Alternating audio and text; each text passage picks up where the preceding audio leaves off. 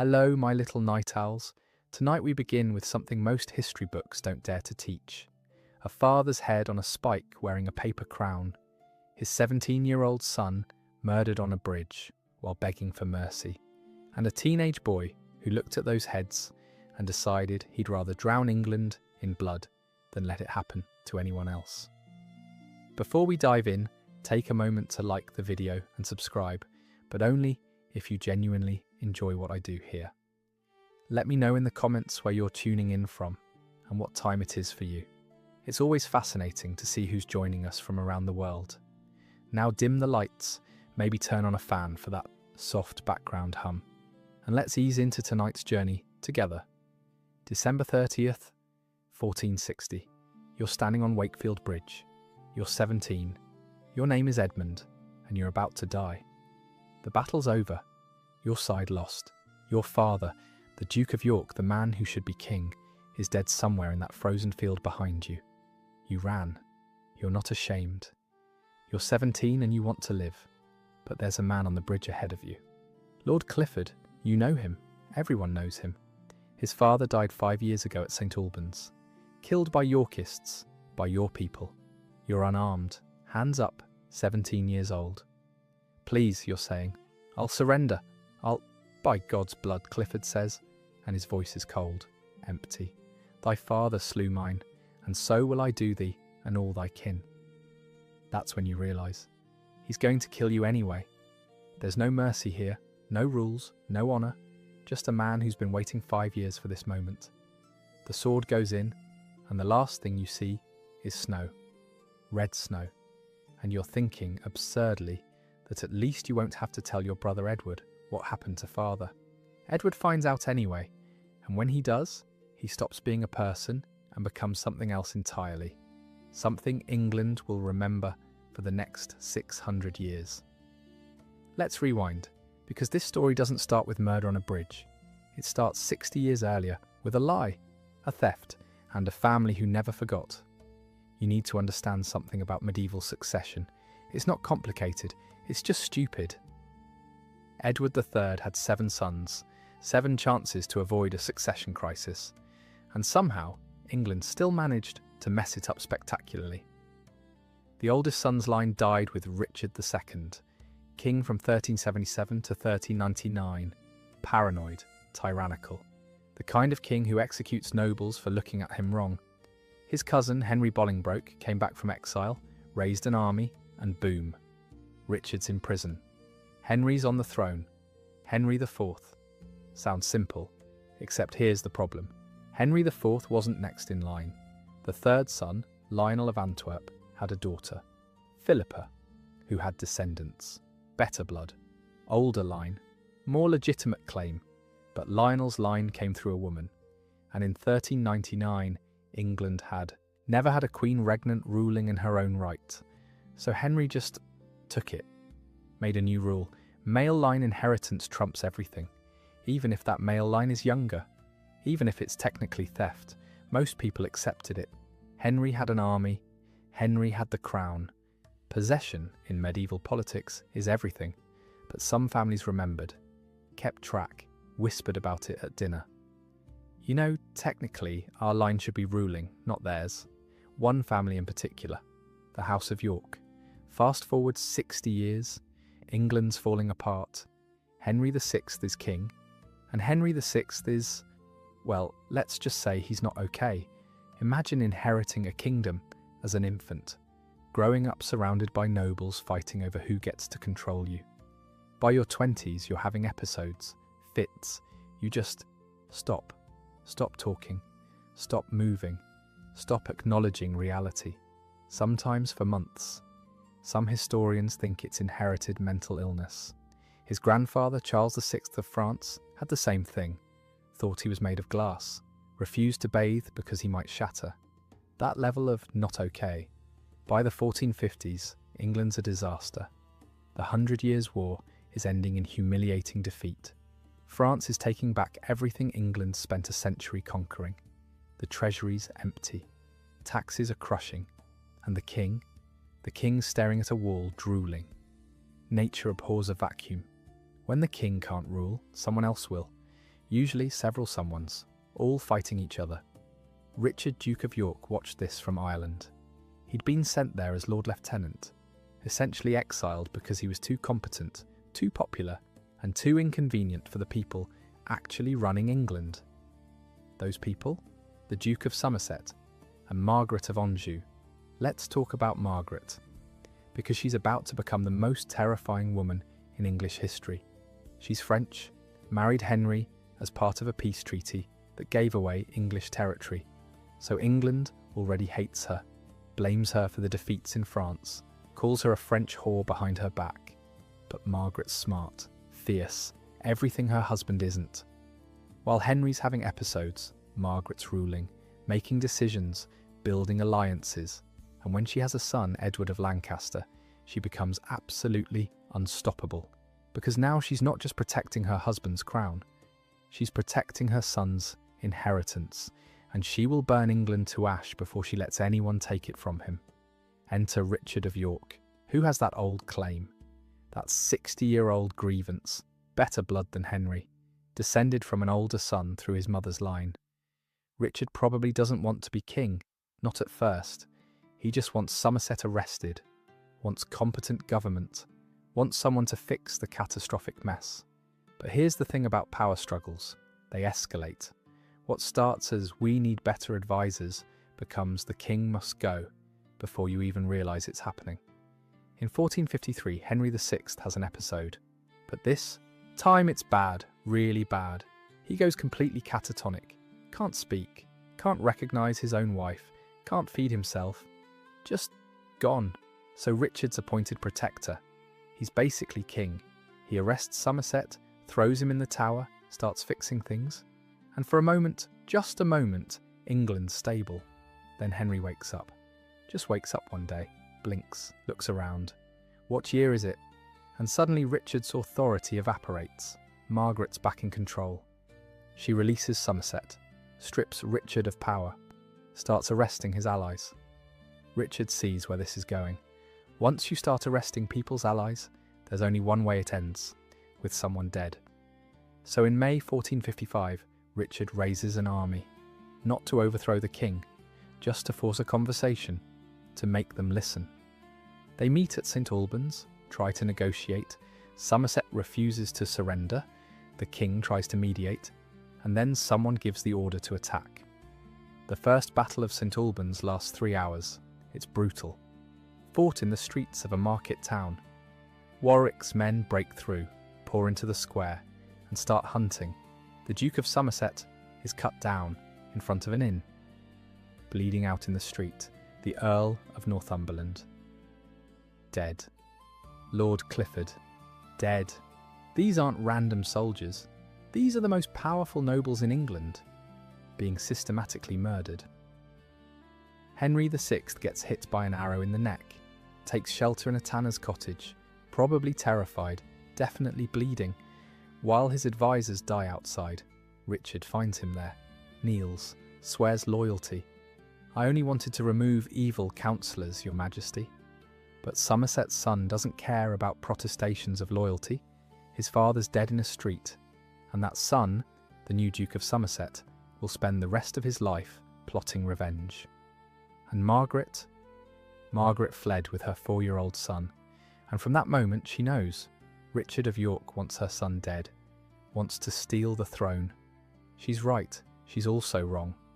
But it doesn't matter, because the lines are drawn, and blood's been spilled, and there's no going back from that.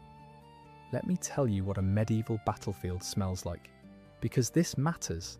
It's not the clean Hollywood version. It's not dramatic string music and slow-motion heroism. It's all crap, literally. Men lose control of their bowels when they're terrified or dying. So before you even add the blood and sweat, there's already feces everywhere. Then add blood. Lots of blood. Medieval battles don't kill people cleanly. A sword through the gut means intestines spilling out. Smells like a butcher shop in summer. Sweet, rotten, makes you gag. Horses screaming. That's worse than the men. When a horse goes down, it screams. High-pitched, terrified. And they're thrashing around, crushing anyone nearby, and they don't die quickly. Mud mixed with blood becomes this thick paste. Sticky. You can't walk through it properly. Men slip, fall, drown face first in bloody mud while wearing 60 pounds of armour, and in winter, like at Towton, add frozen corpses, bodies freezing solid in grotesque positions, mouths open mid-scream, hands clawed, eyes staring at nothing. You're going to need to understand this, because we're about to describe a lot of battles, and they're not glorious. They're horror shows where thousands of people soiling themselves and die screaming. Keep that in mind. The next few years are a Cold War, Margaret building power in the north, Richard consolidating in London, both sides gathering weapons, hiring soldiers, waiting. In 1459, Margaret makes her move, summons Parliament, not in London, in Coventry, her territory, and she doesn't invite Richard and his allies. Instead, she accuses them of treason. All their lands confiscated, there to be arrested and executed. It's a legal coup, perfectly legal if you control the king. Richard flees to Ireland. Warwick, Richard's ally, the Earl of Warwick, flees to Calais. The cause looks finished. The House of York scattered and broken, but they forgot about Richard's son, Edward, Earl of March, 18 years old, 6'4", in an age when most men barely reach 5.5. Golden-haired, handsome enough to make grown women weep, and absolutely furious. Edward isn't like his father. Richard tried to work within the system, tried to be reasonable, tried to negotiate. Edward doesn't negotiate. Edward wins, and he's very, very good at winning. June 1460, the Yorkists invade. Warwick from Calais, Edward from Wales. They converge on London, and the city opens its gates without a fight. They march north to find Margaret and Henry. Meet them at Northampton, July 10th. Pouring rain, muddy mess. The Lancastrians have better positions, more men. Then Lord Grey of Ruthin, mid-battle, just switches sides. Changes allegiance right there. 1 second he's fighting for Lancaster, next second he's fighting for York. Medieval battles could turn on moments like that. Suddenly there's a hole in the defensive line. Yorkist forces pour through. Lancastrian army collapses. Henry VI captured again. But this time Richard doesn't just take power as protector. He comes back from Ireland, walks into Parliament, and claims the throne. Outright, no pretense. He lays out his claim, descended from Lionel of Antwerp, better blood than Henry, and demands the crown. Parliament freezes. This is open treason. But Richard has the king prisoner, has London, has military superiority. They compromise. The Act of Accord, October 1460. Henry stays king for life, but when he dies, the crown passes to Richard of York. Henry's son, Edward of Lancaster, disinherited. It's a death sentence for Margaret's son. Everyone knows it. Margaret knows it. And Margaret isn't at this parliament. She's in the north, raising an army, because she's never going to accept that agreement, never going to let her son be disinherited. She'll burn England first. Richard of York just signed his own death warrant. Margaret moves. Fast. While Richard celebrates in London, she rallies the northern lords, promises them plunder, revenge, land, anything they want.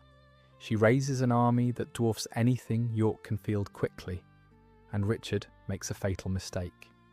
Instead of waiting for his son Edward to bring proper forces, he takes 5,000 men and marches north. It's December, freezing. The roads are a nightmare, and Richard's walking into an ambush.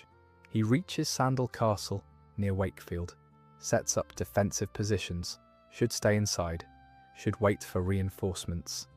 December 30th, he leaves the castle, engages the Lancastrian army in open battle. No one knows why. Maybe he was lured out. Maybe he thought he had allies coming. Maybe he was just arrogant. Doesn't matter. The Lancastrians outnumber him 3-1, and they're out for blood. The Battle of Wakefield is a massacre. Richard's army surrounded, destroyed, cut down in the frozen mud. No quarter, no mercy.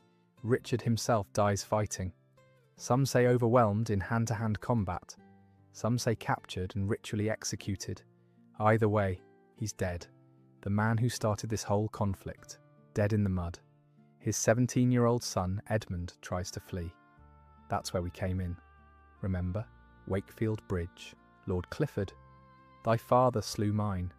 Edmund dies begging, unarmed, 17 years old, murdered for revenge. Margaret's forces take the bodies, Richard's, Edmund's, the Earl of Salisbury, who they captured and beheaded. They put their heads on spikes on the walls of York. Richard's head gets a paper crown, a mockery of his royal ambitions. Imagine being Edward of March. You're 18, your father's dead, your little brother's dead. Their heads are on spikes being mocked by the people who killed them. What do? You burn everything. News reaches Edward in Wales. He's gathering forces when a messenger arrives, probably out of breath, probably terrified to tell this teenage warrior that his entire family's been destroyed. Edward doesn't collapse, doesn't weep, doesn't run. He gets angry. February 2nd, 1461, Edward encounters a Lancastrian army at Mortimer's Cross.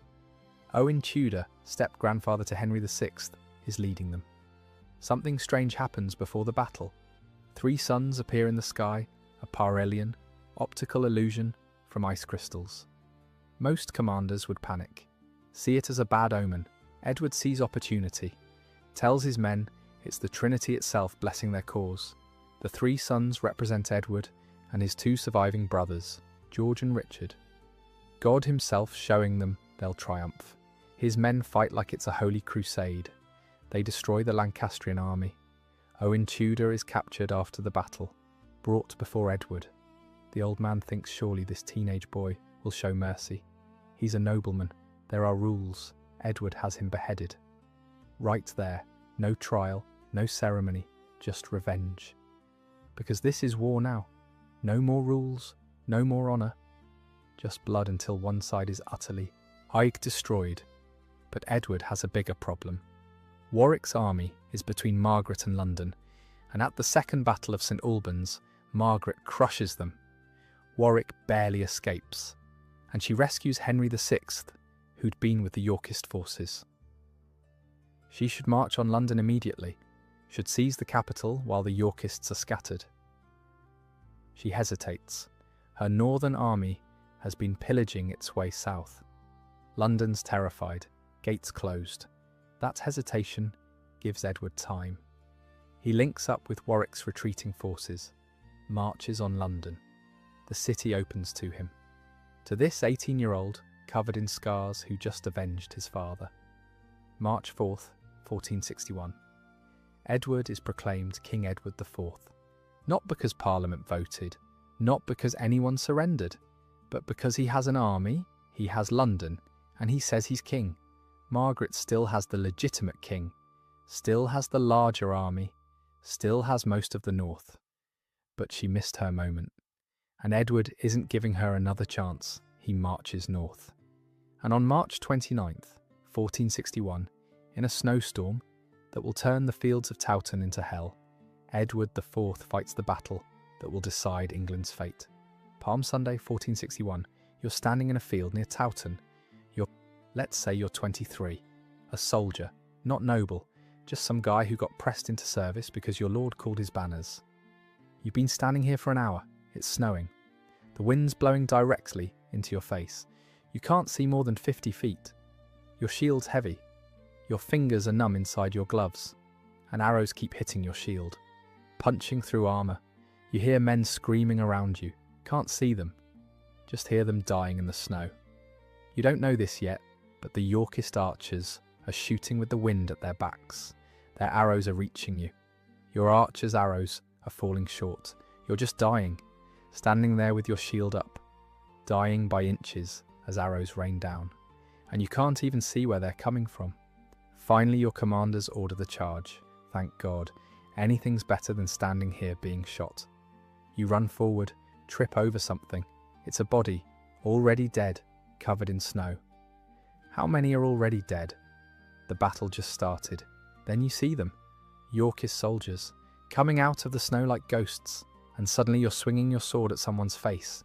He's swinging at you. You don't know his name. Don't know if he has a family, don't care, you just want to live. You fight for 10 hours. 10 brutal hours.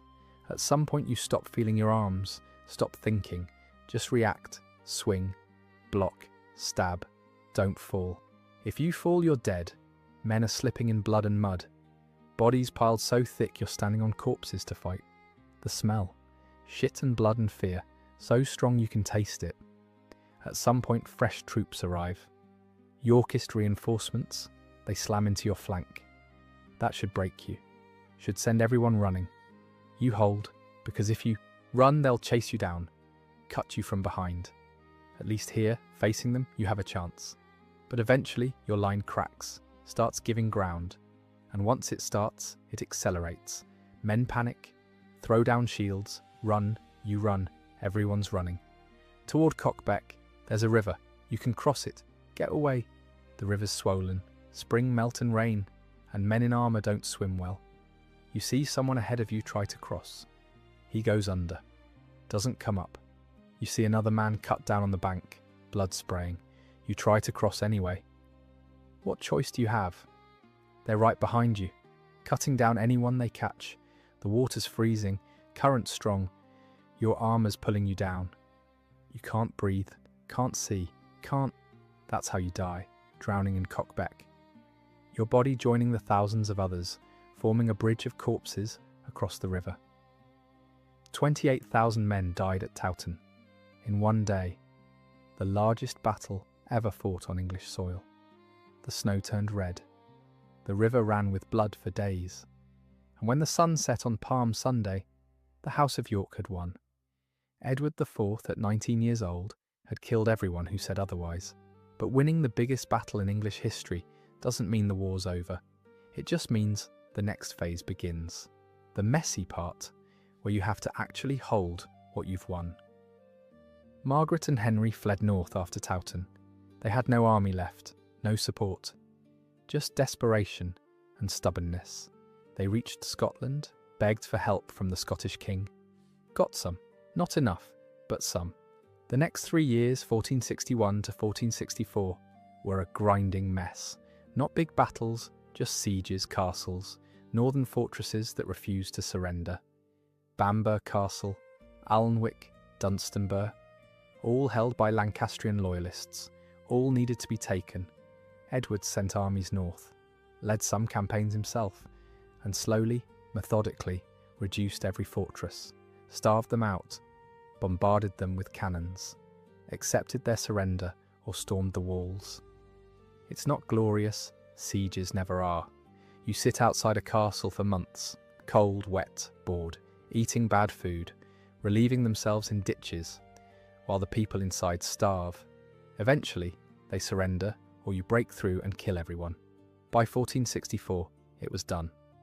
Every Lancastrian stronghold fallen, every northern lord either dead, surrendered, or in exile, and Henry VI captured, found hiding in Lancashire in 1465, supposedly being sheltered by a family who didn't even realise who he was. This poor mad king, reduced to hiding in common houses, eating peasant food, probably not even sure what year it was. Edward brought him to London, put him in the Tower, didn't execute him. Smart enough to know that making Henry a martyr would be worse than keeping him alive as a prisoner. Just locked him up and forgot about him. Margaret fled to France with her son, Edward of Lancaster, begged for help from Louis XI, got promises, sympathy, no actual armies. The Lancastrian cause looked dead, finished. Edward had won. At 22 years old, he'd secured his throne, and he was good at being king, surprisingly good. Edward understood something his father never did. People don't just follow you because you have the best claim. They follow you because you make their lives better, or at least less bad. He reformed the tax system, not out of kindness, out of practicality. A kingdom needs money, can't get money from bankrupt merchants. So he lightened taxes on trade, encouraged commerce, let London thrive. He was charming. Walked through markets, talked to merchants like they were people, remembered names, made jokes. People loved him for it. this massive, handsome king who could crack jokes with a fishmonger, then ride off to execute a traitor without blinking. He also had sex, constantly. Any woman who looked at him, maybe some who didn't. Edward IV's sexual appetite was legendary, not in a good way. In a Jesus Christ, can you keep it in your pants during a council meeting way. Which brings us to Elizabeth Woodville. Edward's hunting in Northamptonshire stops at a place called Grafton Regis, and there, under an oak tree, he sees a woman. Elizabeth Woodville, widow, 2 sons, beautiful, standing there like she owns the place. Edward's used to women throwing themselves at him, literally throwing. He probably has illegitimate children scattered across England. But Elizabeth doesn't throw. She asks, politely, firmly. She wants her son's lands back. Lands that were confiscated when her first husband died fighting for the Lancastrians. She's not begging, she's negotiating. Edward offers her the usual deal. Become my mistress, I'll restore the lands. Elizabeth refuses. Just no. Edward's stunned, rejected, fascinated. He's the king. Women don't say no to the king. So he does something insane. He marries her. In secret. No council approval. No public ceremony. No negotiation with foreign powers for alliance marriages. Just a quiet wedding in her mother's home, witnessed by a priest and a handful of people sworn to silence. Edward IV, King of England, just married a commoner widow with Lancastrian connections. And when he finally tells his council, months later, they lose their minds. Warwick particularly. The Earl of Warwick had been in France negotiating a marriage treaty with a French princess. Imagine him standing in a French court, promising a wedding, signing preliminary agreements, and then receiving word that Edward had already married someone else. A nobody, a Lancastrian widow. Warwick looks like a fool. The entire nobility is furious. This isn't how kingship works. You don't marry for love.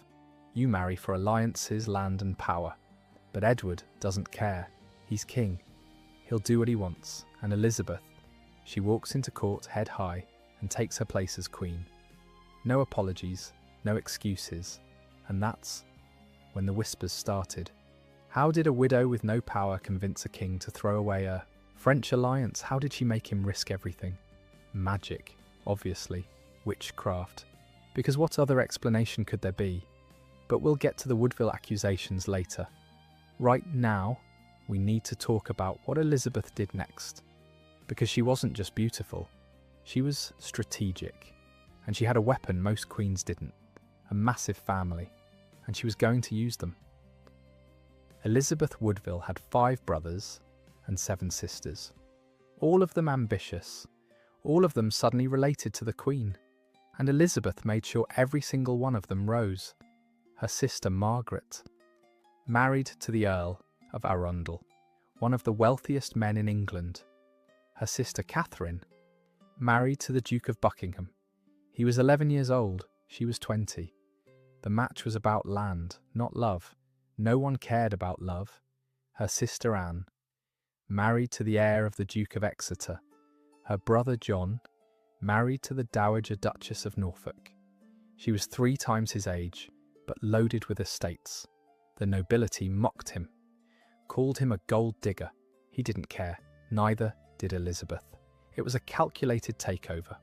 The old nobility, families who'd held power for generations, watched in horror as these Woodvilles, upstarts with no royal lineage, married their way into every corner of influence.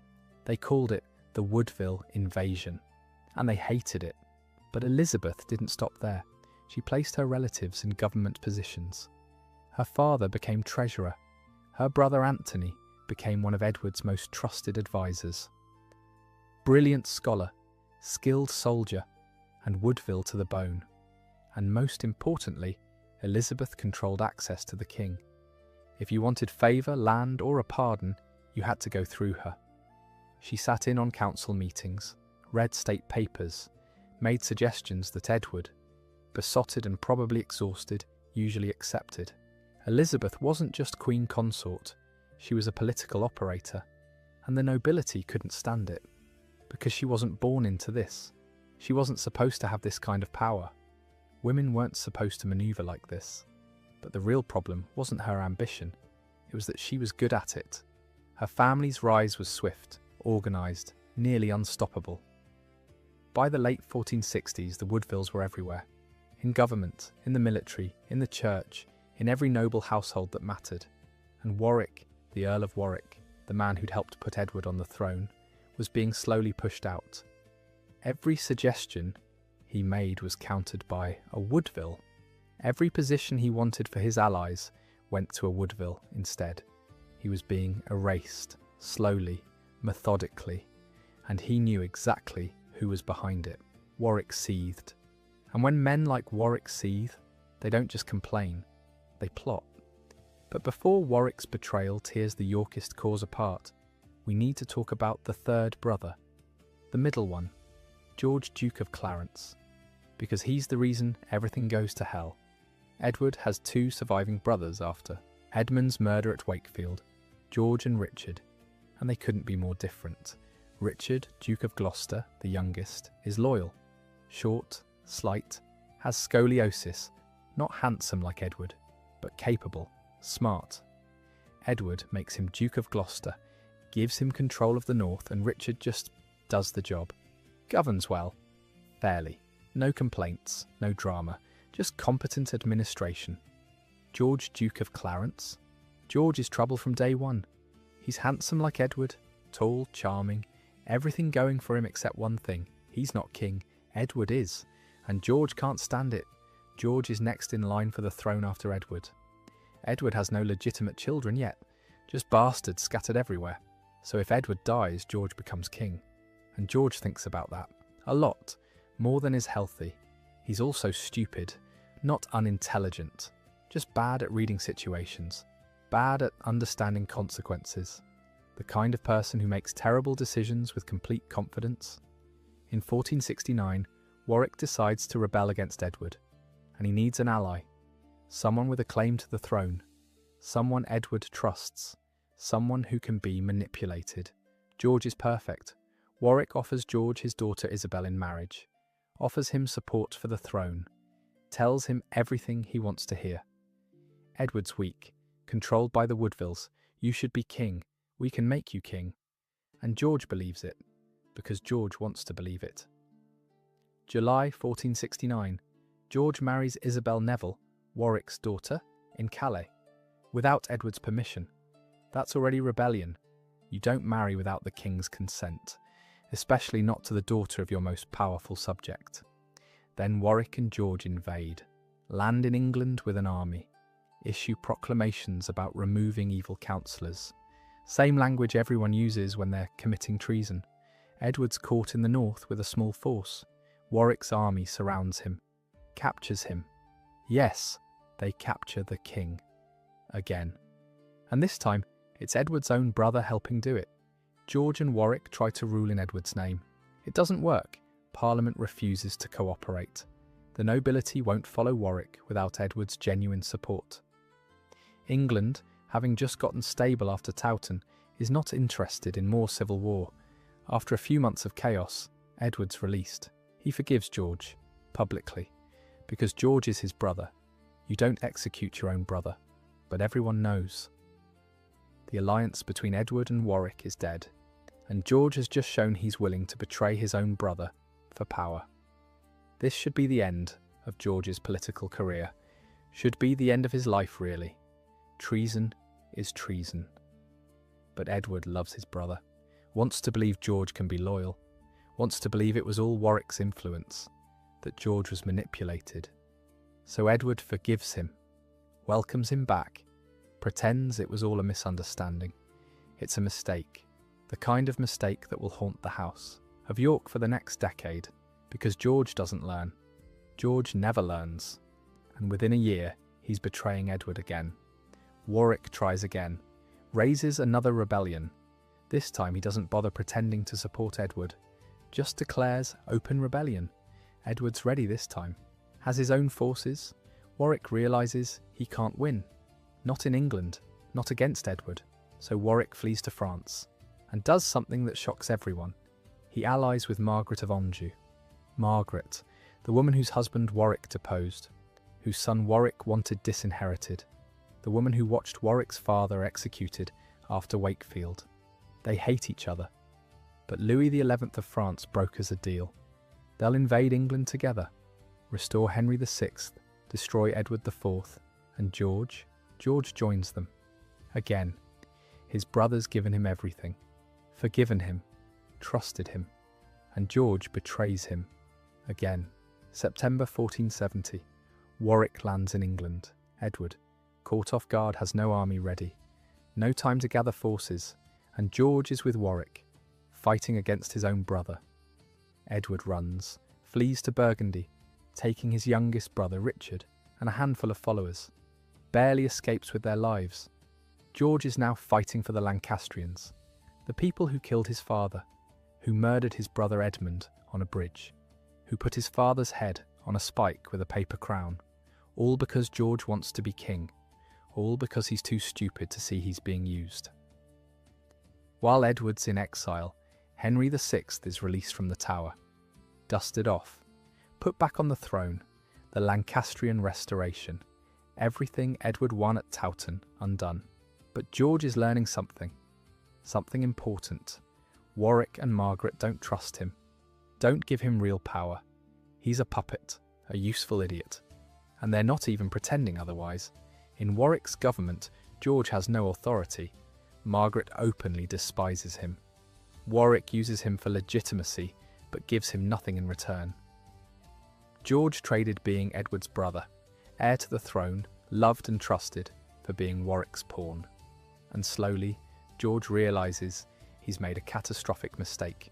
March 1471, Edward lands in Yorkshire with 1,500 men, facing the entire military force of England. Should be suicide. George is with Warwick's army, supposed to stop Edward, supposed to fight his brother. But when the armies meet, George can't do it, can't kill Edward, or maybe he just realises Edward's going to win and wants to be on the winning side. George switches sides, again, takes his forces and joins Edward. Edward forgives him, again, because family, because George is the only brother Edward has left, because Edward wants to believe George can change. George can't change, won't change, but for now, he's back on Edward's side. And they march on London together. They defeat Warwick at Barnet. Warwick dies in the fog. Then they crush Margaret at Tewkesbury. Margaret's son Edward of Lancaster is killed. The Lancastrian line ends. Edward is king again. And George is back in favour, given lands, titles, power. For a few years George is quiet, has children with Isabel, seems settled, but then Isabel dies in childbirth in 1476, and George loses his mind. He accuses one of Isabel's attendants of poisoning her, has the woman arrested, tried and executed without royal permission, without due process, just decides someone murdered his wife and kills them. Edward's furious. You can't just execute people without the king's approval. That's what kings are for. But George doesn't stop. He starts making wild accusations, claims Edward's illegitimate, claims their mother was unfaithful, claims Edward has no right to the throne, claims he, George, should be king. It's treason, open, blatant treason, the kind Edward can't ignore anymore. And George has been here before, been forgiven before, twice. But there's a limit to forgiveness, a line you can't cross, and George just crossed it. Edward has George arrested, charged with treason. Parliament tries him, finds him guilty, sentences him to death. And Edward, who'd forgiven George twice before, signs the execution order. February 18th, 1478. George, Duke of Clarence, is executed in the Tower of London. The method of execution is disputed. Legend says he was drowned in a butt of Malmsey wine, drowned in sweet wine, his favourite drink. Whether that's true or Tudor propaganda making the story more dramatic, no one knows. What matters is that George is dead, executed by his own brother, for betraying him one too many times. It's a tragedy. George was stupid, ambitious, easily manipulated, but he was also Edward's brother. They'd grown up together, fought together at Towton, survived exile together, and now Edward had to kill him, because George couldn't be trusted, couldn't be controlled, and a king who can't control his own brother can't control his kingdom. Edward never really recovers from it, spends the rest of his reign haunted by George's execution, wondering if there was another way, knowing there wasn't, but wondering anyway. And Richard, youngest brother Richard, always loyal Richard, watches his brother execute their other brother and learns a lesson, a dark, terrible lesson about power and family and what happens when you threaten the king. That lesson will matter in 5 years, when Edward's dead and Richard has to decide what to do about Edward's sons. But we're getting ahead of ourselves. Edward still has 5 years left, 5 years of peace, prosperity, good government, and then his body gives out, and everything falls apart.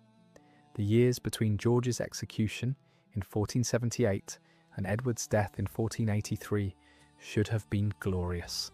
Edward was at the height of his power, secure, no rivals, no rebellions, just a king ruling his kingdom. And for the most part, they were good years. Edward governed well. The economy thrived, trade flourished. He even made peace with France. Edward invades. France with a massive army. Warships, soldiers, banners, the whole medieval package.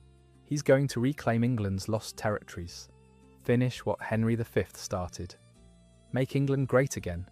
Medieval edition. He gets to France, and Louis XI, clever, cynical Louis, meets him with a proposition. Why fight? Why waste money on warfare? Let's make a deal instead. The Treaty of Picquigny. Louis pays Edward a massive pension, 75,000 crowns up front, 50,000 crowns per year. In exchange, Edward goes home and leaves France alone. It's brilliant diplomacy. Louis buys peace. Edward gets rich without fighting. Everyone wins, except the English nobles who'd come expecting glorious warfare. They're furious. They call it a bribe, a betrayal. Accuse Edward of selling out. Edward doesn't care.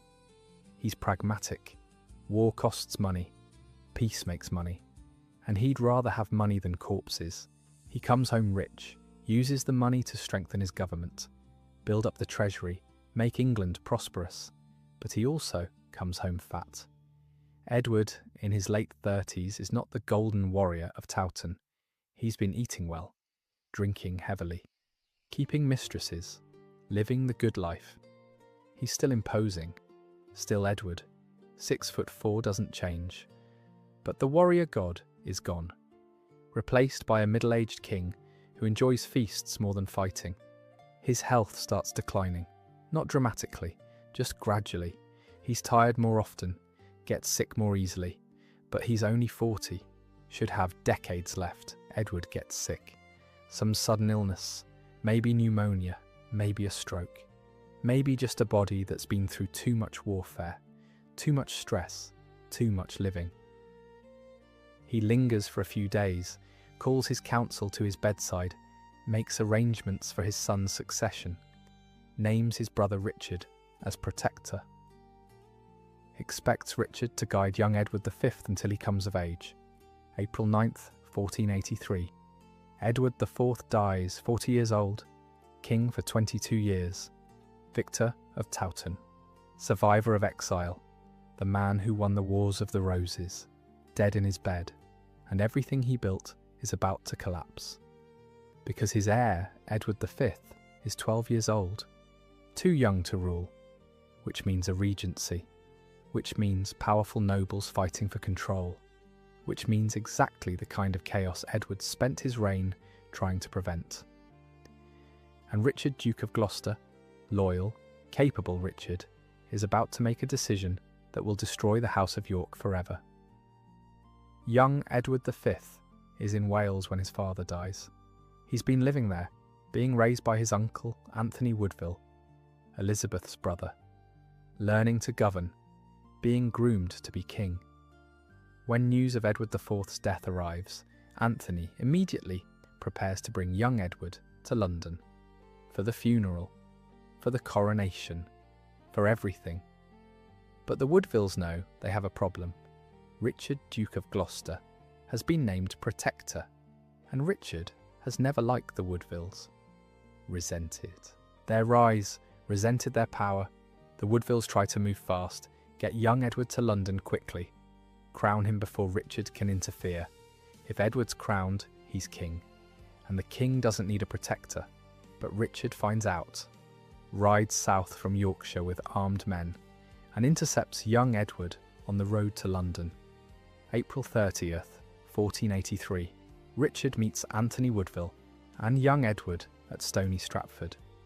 They have dinner together, very cordial, very friendly. Anthony probably thinks everything's fine. Richard's the protector. He'll escort them to London. No problem. Next morning, Richard arrests Anthony Woodville. Arrests Richard Grey, Elizabeth's son from her first marriage. Charges them with treason. Says they were plotting to exclude him from the regency, to control the young king. No proof, no trial, just arrests. Young Edward protests. He's 12, but he understands what's happening. These are my family, he says. My uncle, my half-brother. They've done nothing wrong. Richard ignores him. Takes control of young Edward. Writes to London explaining he's arrested traitors. That he's protecting the king. That everything's fine. Elizabeth Woodville hears the news in London. Her brother arrested. Her son arrested. Richard has her other son, the 12-year-old king, in his custody. She knows exactly what this means. She's seen this before. Powerful uncle, child king, arrested relatives. This is how coups begin. So Elizabeth does what she did in 1470 when Warwick invaded. She runs to Sanctuary, Westminster Abbey, takes her daughters, takes her second son, Richard, Duke of York. 9 years old, terrified, probably asking why they're running. Elizabeth doesn't answer, just grabs her children and flees to the only safe place in London and waits to see what Richard does next. Richard rides into London with young Edward. The city welcomes them. Richard's popular. Known for good governance in the north. People trust him. Think he'll be a good protector. Young Edward is installed in the Tower of London, not as a prisoner, as king in waiting. The Tower is a royal residence. Kings stay there before their coronations. This is normal. This is tradition. Except Edward's coronation keeps getting delayed. First scheduled for May 4th, then postponed again. Richard says there are preparations to make. Can't rush a coronation. Everything must be perfect. But days turn into weeks, and young Edward is still in the Tower. Still waiting, still not crowned. And Richard starts making moves that look less like protection and more like preparation. He arrests Lord Hastings, Edward IV's closest friend, the man who'd been loyal to the Yorks for 30 years. Arrested in a council meeting, dragged out, executed the same day, without trial, without charges, just killed. Why? Because Hastings opposed Richard's power grab. Because Hastings supported young Edward. Because Hastings was in the way. This is when people start getting nervous. Hastings wasn't a Woodville, wasn't a rival, was a loyal Yorkist who'd fought at Towton. If Richard will kill Hastings, Richard will kill anyone. Then Richard does something that changes everything. He sends men to Westminster Abbey, to Sanctuary, where Elizabeth and her children are hiding. The Archbishop of Canterbury goes to Elizabeth, tells her the young king needs his brother, that Richard, Duke of York, should be with Edward in the Tower. For the coronation, for the ceremony. Brothers should be together. Elizabeth knows this is a trap. Knows once Richard has both princes, she has no leverage, no power, nothing. But what can she do? Richard's soldiers are outside. The Archbishop is promising safety. And she's been in Sanctuary for weeks, exhausted, frightened, running out of options. She agrees. Lets her 9-year-old son go. Watches him walk out of Sanctuary. Probably knows she'll never see him again. Probably hopes she's wrong. But she's not wrong. Richard, Duke of York, joins his brother in the Tower. Both princes together now. both under Richard's control, both waiting for a coronation that will never come. June 1483.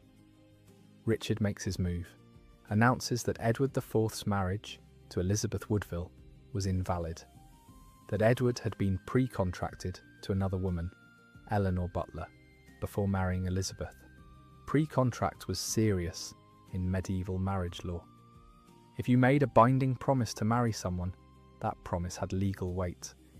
If Edward had been pre-contracted to Eleanor, his marriage to Elizabeth was void, which meant their children were illegitimate, bastards, unable to inherit the throne. It's the same legal argument used against Richard of York's claim 60 years ago. The same trick.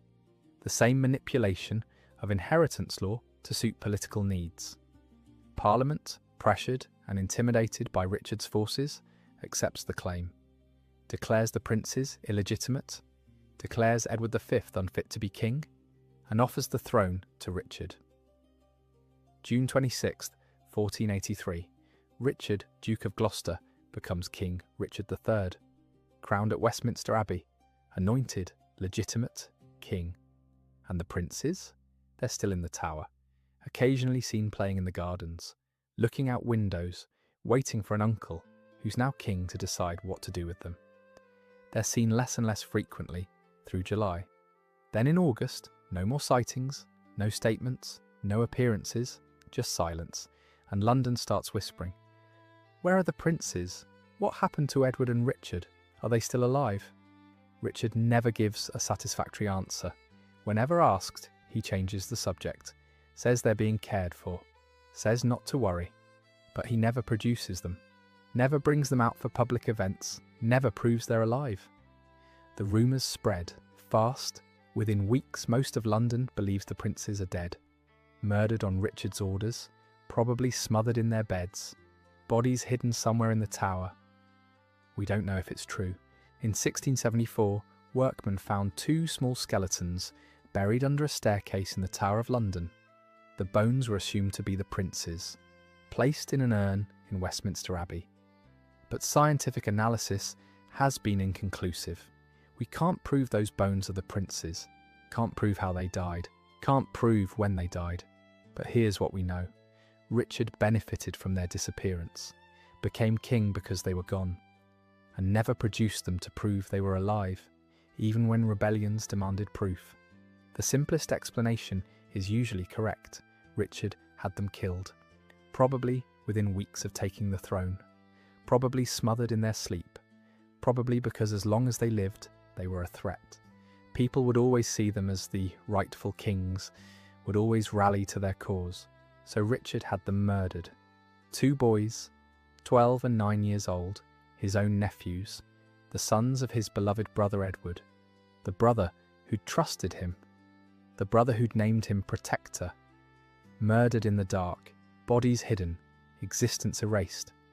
Maybe Richard told himself it was necessary, that England needed a strong king, not a child controlled by the Woodvilles, that this was the only way to prevent civil war, that he was doing this for the good of the realm. Maybe he believed that. Maybe he was right by the brutal logic of medieval politics, but it was still murder, still the murder of children, still a betrayal that would haunt him for the rest of his short, miserable reign, because England never forgave him, never accepted him as legitimate king, always whispered about the princes, always doubted, always questioned, and within 2 years, Richard would be dead on a battlefield, the last Yorkist king, the man who destroyed everything the House of York had fought for. Rebellion started immediately, before Richard even had time to settle into being king. October 1483, the Duke of Buckingham, the man who'd helped Richard seize power, who'd escorted the princes to the Tower, who'd supported Richard's claim, turns against him, raises an army in Wales, declares Richard a tyrant and a usurper, demands the princes be produced, or their deaths be explained, or something. Buckingham's motivations are murky. Maybe he had a guilty conscience about the princes. Maybe he wanted power for himself. Maybe he just realised Richard was toxic and decided to jump ship before it sank. Doesn't matter. The rebellion fails. Buckingham is betrayed by one of his own men, captured, brought before Richard, and executed without hesitation. But the rebellion proves something important. Richard isn't secure. People don't trust him. And more importantly, there's a new claimant circling. A Lancastrian exile nobody would have taken seriously a year ago. Henry Tudor, Earl of Richmond. His claim to the throne is laughable, descended from the illegitimate Beaufort line through his mother, Margaret Beaufort. A line that had been explicitly barred from succession. No royal blood on his father's side, just Welsh nobility. A year ago, nobody would have supported Henry Tudor. But now, with the princes gone, with Richard stained by their deaths, with England desperate for anyone who isn't Richard, Henry Tudor looks like a viable alternative. He's in France, gathering support, making promises, and he makes one promise that changes everything. If he wins the throne, he'll marry Elizabeth of York, Edward IV's eldest daughter, the Yorkist princess. This is brilliant strategy. Henry represents the Lancastrian claim, weak though it is. Elizabeth represents the Yorkist bloodline. Their marriage would unite the two houses, end the Wars of the Roses. White Rose and Red Rose join together. And people want that, desperately. Want the wars to end, want peace, want a king who isn't tainted by children's blood. The 2 years of Richard's reign, 1483 to 1485, are paranoid, tense. Richard knows he's unpopular, knows rebellions are brewing, knows Henry Tudor is coming. He tries to govern well, tries to show he's a capable king, and by some accounts he is. Fair, just intelligent. But nobody cares about good governance when they think you murdered your nephews. Richard's wife, Anne Neville, dies in 1485.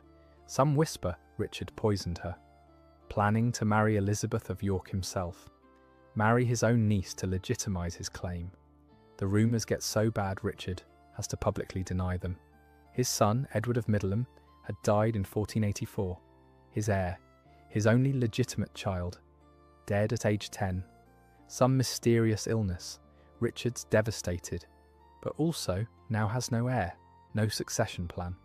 Just a throne he's holding by force and increasingly shaky legitimacy. By summer 1485, Richard knows Henry's invasion is coming. Can feel it. Spies report Henry gathering forces in France. Ships being prepared. Invasion imminent. Richard raises an army, gathers his loyal nobles, prepares for the battle that will decide England's future. He has advantages, more men, better position, home territory, experienced commanders. But several of those commanders are unreliable. The Stanley family particularly. Lord Stanley is married to Henry Tudor's mother, Margaret Beaufort, but Stanley swears loyalty to Richard, brings his forces to the battlefield, but positions them separately, watching, waiting, not committing. Richard knows Stanley might betray him, but he needs Stanley's troops, needs every man he can get. So he accepts Stanley's dubious loyalty and hopes for the best. August 22nd, 1485. Bosworth Field, and everything Richard has spent 2 years building collapses in a single afternoon. You're standing on Ambion Hill. You're King Richard III. You're 32 years old. You've been king for 2 years, and you're about to lose everything. Below you, Henry Tudor's army, smaller than yours, outnumbered. They should lose. You should win this easily. But Lord Stanley's forces are on the sidelines, watching. Not joining you, not joining Henry. Just watching. The battle begins. Your men push forward. Downhill advantage, better position. Henry's forces giving ground.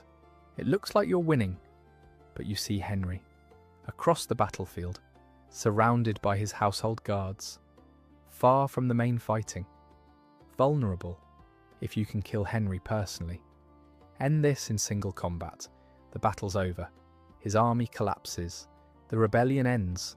You remain king. So you make a decision, the kind of decision that looks brave or stupid depending on whether you survive. You charge, You gather your household knights, your personal bodyguard, best fighters in your army, and you put on your crown, your actual crown. You're going to ride into battle wearing the symbol of your kingship. This is magnificent, suicidal, but magnificent. The king himself charging into battle to decide England's fate through personal combat. Like Arthur, like legend made real. You spur your horse forward, down the hill, toward Henry Tudor, your knights around you, lances lowered. This is it. This is where you prove you deserve to be king. You crash into Henry's bodyguard, cut down his standard bearer, nearly reach Henry himself, your sword swinging, men falling around you. For a moment, just a moment, it looks like it might work. Then you see them, Stanley's forces, moving, finally choosing a side, and they're not coming to help you. Stanley's troops slam into your flank, surround you, cut off your knights. You're alone suddenly, or not alone, surrounded, drowning in enemies. Your horse goes down. You're on foot, in full armor, surrounded by men trying to kill you, and you're fighting, still fighting, because you're Richard III, King of England, and you don't run. They drag you down, swords and axes. Your helmet comes off, your skull splits open. You're stabbed repeatedly. You don't feel it after the first few hits, just cold and wet, and the strange thought that at least you died fighting. Richard III dies on foot, in the mud, surrounded by enemies, still wearing his crown, or trying to. Hacked down like a common soldier. His body is stripped, armour taken, clothes taken. By the time they're done, the last Yorkist king is naked, bloodied, dead in the grass. Someone finds his crown in a thorn bush. Legend says a thorn bush specifically. Picks it up and walks over to Henry Tudor, places it on Henry's head right there on the battlefield. Henry Tudor becomes King Henry VII, first Tudor king, the man who will end the Wars of the Roses. Richard's body is slung over a horse, displayed naked through Leicester, paraded so everyone can see he's really dead, then buried quickly in a church. No honours, no ceremony, just dead and buried and forgotten for 500 years. Until 2012, archaeologists find a skeleton under a parking lot in Leicester. Short man, scoliosis, battle wounds matching historical accounts. Richard III, found at last, given a proper burial, but still the most controversial figure in English history. Did he murder the princes? Almost certainly. Was he a tyrant? Maybe. A pragmatist? Definitely. A villain? Depends who you ask. What we know for certain is that Richard destroyed the House of York. His usurpation, his 2-year reign, his death at Bosworth. It ended 30 years of Yorkist ambition, ended 3 centuries of Plantagenet rule. Henry VII marries Elizabeth of York, unites Lancaster and York, creates the Tudor rose, red and white combined, symbol that the Wars of the Roses are over. But for the Yorks, it's finished. Richard III was the last Yorkist king, and his death means the end of everything the family fought for. Let me tell you what happened to the survivors, because the story doesn't quite end at Bosworth. Henry VII is paranoid from day one. His claim is weak, descended from illegitimate blood, only accepted because he married Elizabeth of York and people wanted the wars over.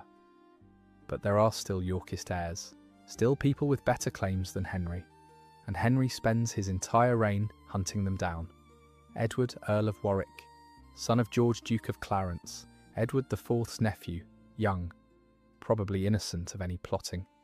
But he has a better claim to the throne than Henry, closer to legitimate royal blood. Henry locks him in the tower, the same tower where the princes disappeared.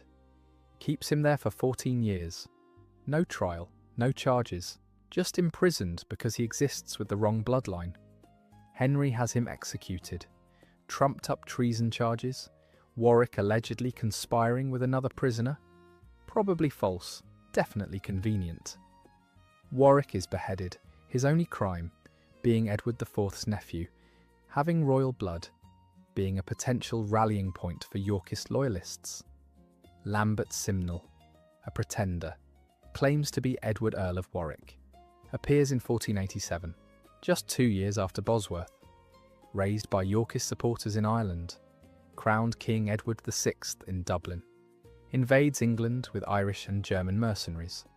Meets Henry's forces at the Battle of Stoke Field, June 16th, 1487. The last battle of the Wars of the Roses, though nobody calls it that at the time. Simnel's forces are crushed, he's captured, and Henry does something unexpected. He spares him, doesn't execute him, instead makes him a servant in the royal kitchens, turning spit, washing dishes, a deliberate humiliation. It's brilliant propaganda. Look at this boy who pretended to be king.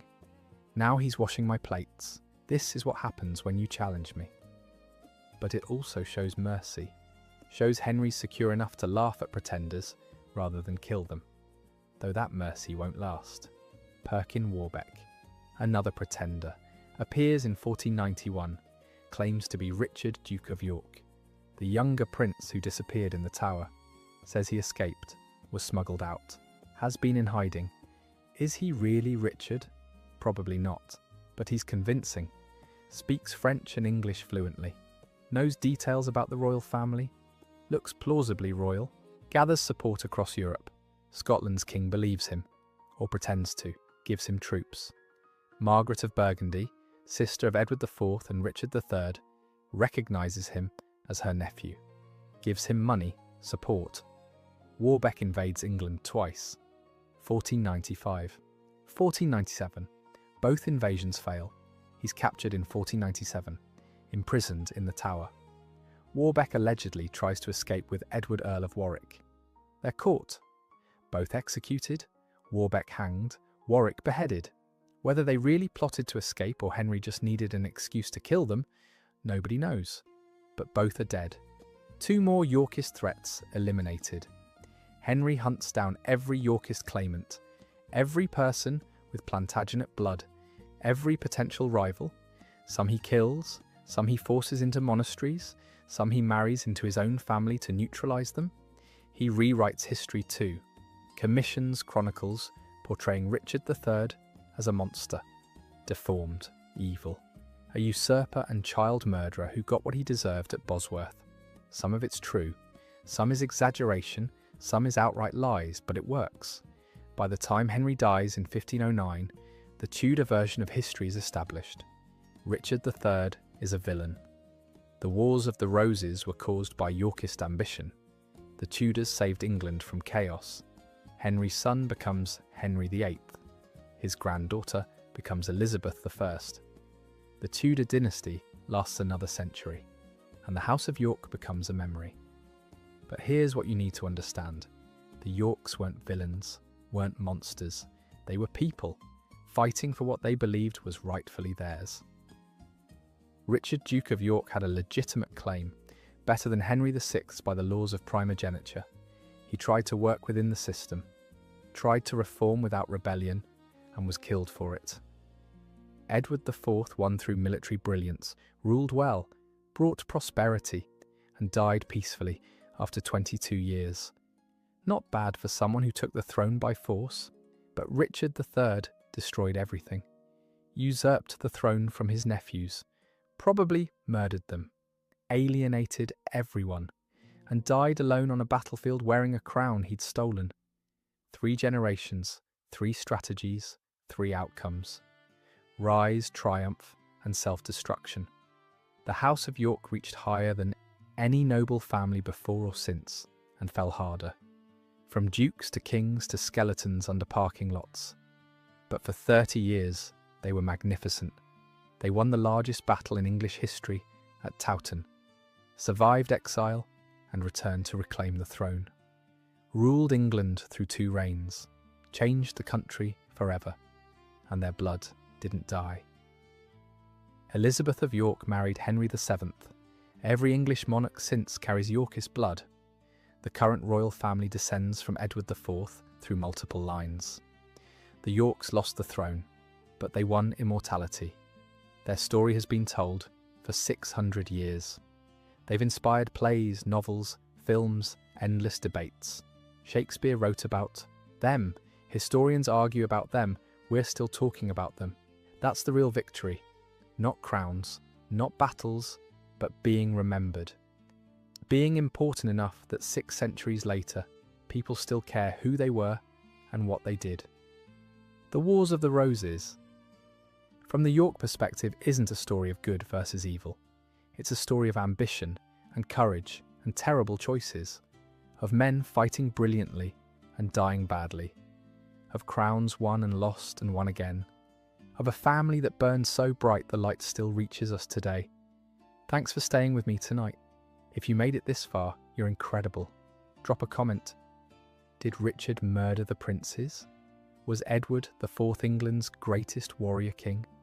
Was any of it worth it? And subscribe if you want more stories like this, because history is full of them.